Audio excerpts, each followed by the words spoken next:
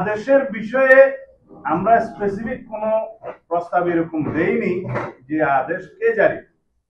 আমরা একটা সাংবিধানিকতার মধ্যে আছি, সাংবিধানিকভাবে এই সরকার শপথ নিয়েছে, সবকিছু আইনানুগ ভাবে চলছে। এখন কোন অধ্যাদেশ জারি করার ক্ষমতা এই সংবিধান অনুসারে রাষ্ট্রপতি। যদি কোনো আদেশ জারি করতে হয়, সেই আদেশের মর্যাদা যদি আইনি হয়, সেই আদেশ জারি করার মতো কোনো সাংবিধানিক অবস্থা বাংলাদেশে নেই। কারণ প্রেসিডেন্ট অর্ডারটা জারি করার একটা বিধান এক সময় ছিল, যতদিন পর্যন্ত বাংলাদেশের সংবিধান গৃহীত হয়নি। আপনারা সবাই জানেন, সেরকম পিইউ অর্থাৎ প্রেসিডেন্ট অর্ডার নিয়ে তখন রাষ্ট্র চলত।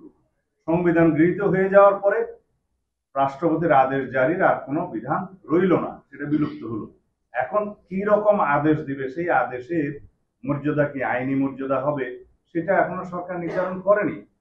একমাত্র অধ্যাদেশ প্রণয়ন করা ছাড়া রাষ্ট্রপতির অন্য কোনো ভাবে আইন প্রণয়ন করার ক্ষমতা এখন নেই।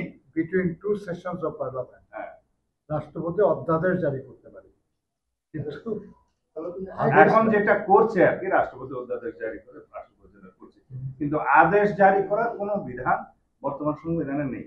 কিন্তু যদি এখন কোনো প্রজ্ঞাপনকে আদেশ নামকরণ করতে চায় এবং সেটার আইনি মর্যাদা না থাকে, সেটা প্রজ্ঞাপনের মাধ্যমে সরকার প্রকাশ করতে পারে, গেজেট নোটিফিকেশন, আইন হবে না সেটা।